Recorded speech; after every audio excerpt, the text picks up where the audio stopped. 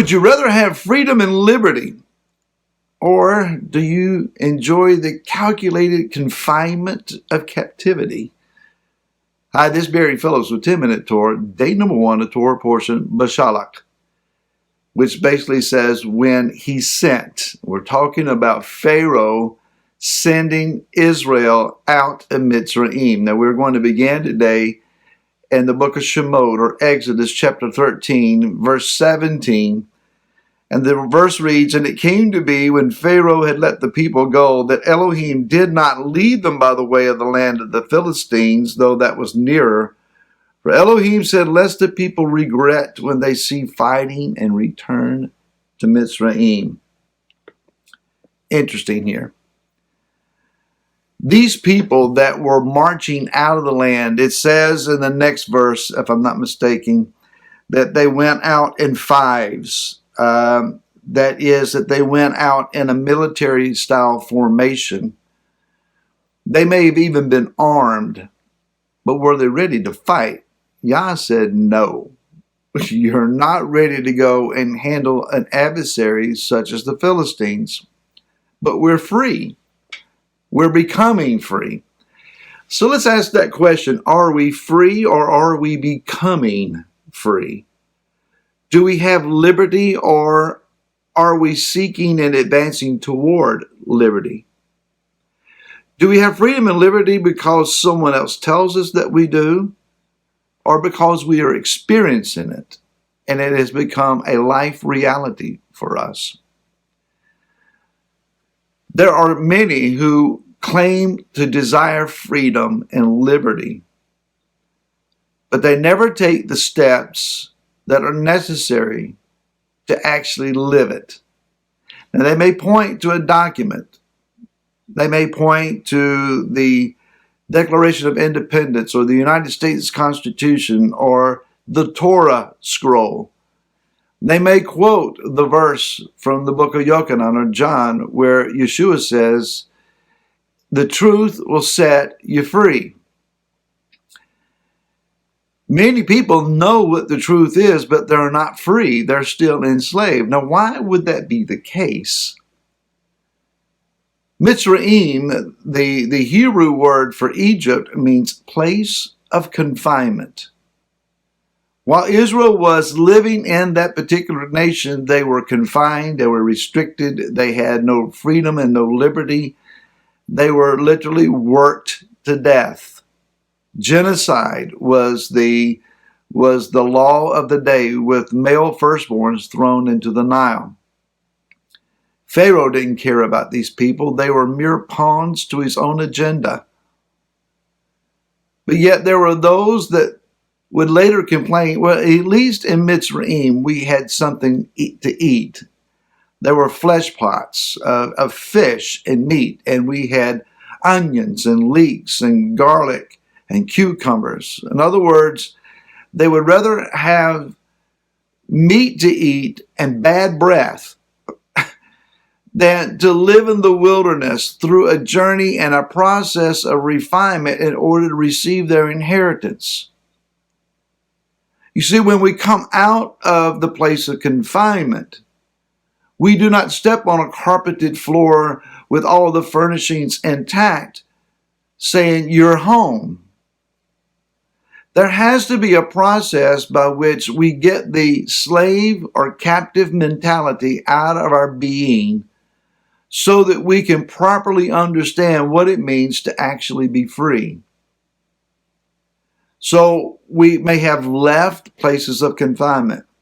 For you, that may be bad relationships. It may be a bad family situation, some kind of dysfunctional issue. It could be a bad job situation. You've moved to a new location. You've left a place of worship. The list goes on. So you feel better. Things are not as bad as they were. I think things are better. Therefore, I'm free. Not necessarily. Not necessarily. As long as we're looking for someone else to fix everything for us. We're calculating when the next meal is going to come, when the next blessing is going to come, the next increase in pay or the next windfall. How can I get to the next high point? Yah is looking for more to give to his people than just a mere advancement. One of the worst things that can happen when you're in a bad place is to get to a place that's a little bit better. Improvement is a roadblock on the place or on the road to your destiny. Things are improved. They're better. They're not as bad as they were. These people that were walking out of Mitzrayim were glorying in the moment. They were rejoicing that they didn't have to build the buildings that day. There would be no whips on their backs that day. The final plague had come and broken down Pharaoh and his regime to the place that they didn't just let them go. They pushed them out. Get out of here. Everything was a party and a celebration and a parade until they get trapped between the sea and an approaching Pharaoh army coming up from behind. They panicked. They cried out, "Why did we ever leave Mitzrayim? Moshe, what have you done to us?" Those people were not free. Even after they got on the other side of the sea and Pharaoh and his army are bobbing up and down in the waters, the scripture says you'll see them again no more. But they still were not free. When they went to Mount Sinai and they received the Torah, they had the mechanism now, the key to being free. But for 40 years, they walked through that wilderness a captive people. They were captive to their past.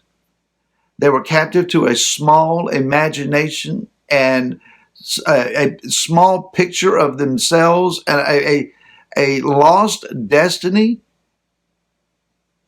We have to be reminded they were not going to something that they used to have and were going to gain it again. Not in this generation, not in the next generation.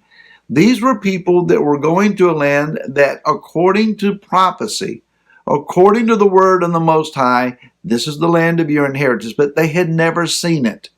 And it could be that they didn't have any ancestors that had told them the story of it. So they were going into a blind blessing. The blindness of that blessing, which meant you have to trust Yah. You have to believe him at his word. That was the key to the freedom. What they did know by experience and by the scars on their back was the slavery of Mitzrayim. Oftentimes, this same group that we read about in this chapter, who celebrated and rejoiced in a parade going out of Dodge, they longed for their captivity by comparison to the process of gaining freedom. It's a sad fact that there are many people who have lived in an abused situation long enough that if you help them get out, they will oftentimes return to the abuse because it's what they know. They know how to survive. They know how to deal with those things. But what they don't understand and have to be taught to understand is what freedom and liberty is. As long as you and I have lived in the land of America and been told that we have personal liberties and we have personal freedoms, we like the calculated confinement of the freedoms that we've lost because we believe that they give us security. That's a demonic lie where we trade freedom for someone else to protect us in exchange for what we have given up. You and I cannot afford to give up anything else. And I'm not just talking about law-abiding citizens in this land. I'm talking about people of Elohim, people of the kingdom. Don't trade another thing for your victory, for your overcoming, and for your inheritance that is in front of you. Before we go, I want to say thank you very much to Mitchell and Leslie Perkins for my new hoodie with the name Yeshua on it and his crown. We'll see you again tomorrow. Until then, shalom.